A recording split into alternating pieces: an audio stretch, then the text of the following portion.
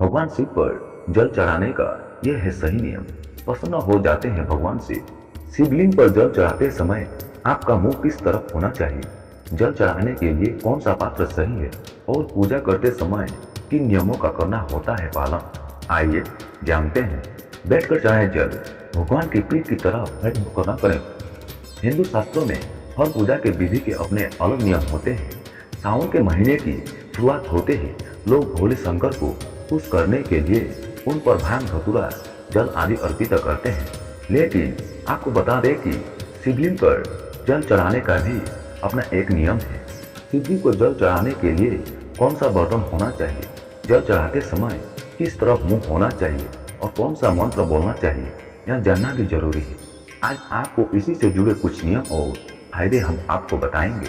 तो चलिए उन नियम और फायदे के बारे में जान लेते हैं। किस दिशा में होना चाहिए मुंह। शिवलिंग पर जल चढ़ाते समय ध्यान रखना चाहिए कि आपका मुंह पूर्व दिशा की नहीं होना चाहिए। पूर्व दिशा को भगवान शिव का मुख्य प्रवेश द्वार होता है और इस दिशा की ओर मुंह करने से शिव के द्वार में अवरोध होता है और वो नाराज हो जाते हैं।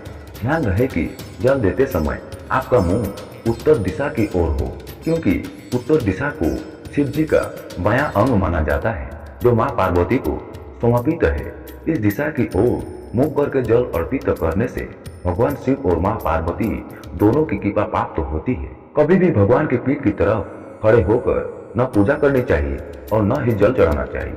किस पात्र का करें इस्तेमाल। शिव जी को जल चढ़ाते समय ध्यान रखें कि जल हमेशा कलश से ही चढ़ाएं। शिव जी का अभिषेक करने के लिए तांबे का पात्र सबसे अच्छा माना जाता है। कांसे या चांदी के पात्र से अभिषेक करना भी शुभ माना जाता है, लेकिन जल अभिषेक के लिए कभी भी स्टील का बर्तन इस्तेमाल नहीं करना चाहिए। लेकिन याद रहे कि तांबे के बर्तन से कभी भी दूध का अभिषेक नहीं करना चाहिए, क्योंकि ये अशुभ माना जाता है। बैठकर चढ़ाएं जल। शिवलिंग पर जल अर्पित करते समय ध्यान रखें जल हमेशा बैठकर ही दें। यहाँ तक कि रुद्राभिषेक करते समय भी खड़े नहीं होना चाहिए। बता दें कि पुराणों के अनुसार शिवलिंग पर खड़े होकर जल चढ़ाने से यह शिव जी को समर्पित नहीं होता है और इसका पुण्य नहीं मिलता। दाहिने हाथ से जल चढ़ाएं। भगवान शिव का अभिषेक जल धारा से ही करना चाहिए। जैसे जल की धारा एकदम पतली बहकर आती है, ठीक वैसे ही एक धारा में धीरे धीरे भगवान शिव को जल चढ़ाना चाहिए।